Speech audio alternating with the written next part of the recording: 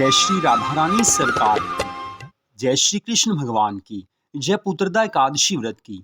आज की इस विशेष वीडियो में हम आपको पौष मास के शुक्ल पक्ष की पुत्रदा एकादशी व्रत की कथा को सुनाने जा रहे हैं। तो सबसे पहली बात यह है कि इस वर्ष पौष मास के शुक्ल पक्ष की पुत्रदा एकादशी का व्रत 31 दिसंबर दिन बुधवार को रखा जाएगा। जी हाँ, इस वर्ष की अंतिम एकादशी पुत्रदा एकादशी है और ये व्रत 31 दिसंबर दिन बुधवार को ही रखा जाएगा। तो पुत्रदा एकादशी व्रत की कथा श्री पद्म पुराण में दी गई है, वही कथा हम आपको यहाँ पर सुनाने जा रहे हैं, जो कि इस प्रकार है। धर्मराज युधिष्ठिर भगवान श्री कृष्ण जी से कहने लगे हैं कि हे प्रभु, हे दया के सागर, हे श्री कृष्ण, अब आप कृपा करके मुझे पौष मास के शुक्ल पक्ष की एकादशी का महत्व बताइए। उसका क्या नाम है, कौन सी विधि है तथा उसमें किस देवता का पूजन किया जाता है, सारी कथा सुनाने की कृपा कीजिए। भगवान श्री कृष्ण जी धर्मराज युधिष्ठिर से कहने लगे हैं कि हे राजन, पौष मास के शुक्ल पक्ष की जो एकादशी है उससे बतलाता हूँ, सुनो। महाराज, संसार के हित की इच्छा से मैं इसका वर्णन करता हूँ। हे राजन, पूर्वोक्त विधि से ही यत्न पूर्वक इसका व्रत करना चाहिए। इसका नाम पुत्रदा है। यह सब पापों को हरने वाली उत्तम तिथि है। समस्त कामनाओं तथा सिद्धियों के दाता भगवान श्री नारायण इस तिथि के अधिदेवता हैं। चराचर प्राणियों सहित समस्त त्रिलोकी में इससे बढ़कर दूसरी कोई तिथि नहीं है। हे राजन, पूर्व काल की बात है, भद्रावतीपुरी में राजा सुकेतुमान राज्य करते थे। उनकी रानी का नाम चंपा था। राजा को बहुत समय तक कोई वंशधर पुत्र नहीं प्राप्त हुआ, इसलिए दोनों पति पत्नी सदा चिंता और शोक में डूबे रहते थे। राजा के पितर उनके दिए हुए जल को शोक के कारण गर्म करके पीते थे। राजा के बाद और कोई ऐसा नहीं दिखाई देता जो हम लोगों का तर्पण करेगा। ये सोच सोच कर पितर दुखी रहते थे। एक दिन राजा घोड़े पर सवार हो गहन वन में चले गए।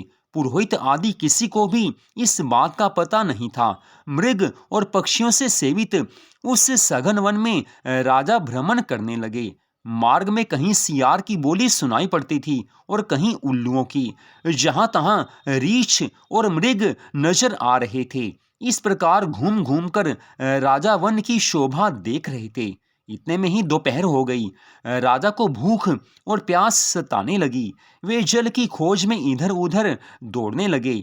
किसी पुण्य के प्रभाव से उन्हें एक उत्तम सरोवर दिखाई दिया, जिसके समीप मुनियों के बहुत से आश्रम थे।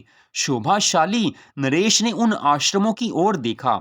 उस समय शुभ की सूचना देने वाले शकुन होने लगे। राजा का दाहिना नेत्र और दाहिना हाथ फड़कने लगा, जो उत्तम फल की सूचना दे रहा था। सरोवर के तट पर बहुत से मुनि वेद पाठ कर रहे थे। उन्हें देखकर राजा को बड़ा हर्ष हुआ है। वे घोड़े से उतरकर मुनियों के सामने खड़े हो गए और पृथक पृथक उन सब की वंदना करने लगे हैं। वे मुनि उत्तम व्रत का पालन करने वाले थे। जब राजा ने हाथ जोड़कर बारंबार दंडवत किया, तब मुनि बोले, राजन, हम लोग तुम पर प्रसन्न हैं। राजा बोले, आप लोग कौन हैं, आपके नाम क्या हैं तथा आप लोग किस लिए यहाँ एकत्रित हुए हैं, यह सब सच सच बताने की कृपा कीजिए। मुनि बोले, हे राजन, हम लोग विश्व देव हैं, यहाँ स्नान के लिए आए हैं। माघ मास निकट आया है। आज से 5वें दिन माघ का स्नान आरंभ हो जाएगा। आज ही पुत्रदा नाम की एकादशी है, जो व्रत करने वाले मनुष्यों को पुत्र देती है। राजा ने कहा, हे विश्व देवगण, यदि आप लोग प्रसन्न हैं तो मुझे पुत्र दीजिए। मुनि बोले, हे राजन, आज के ही दिन पुत्रदा नाम की एकादशी है। इसका व्रत बहुत विख्यात है। तुम आज इस उत्तम व्रत का पालन करो। हे महाराज, भगवान श्री कृष्ण जी की कृपा से तुम्हें अवश्य पुत्र प्राप्त होगा।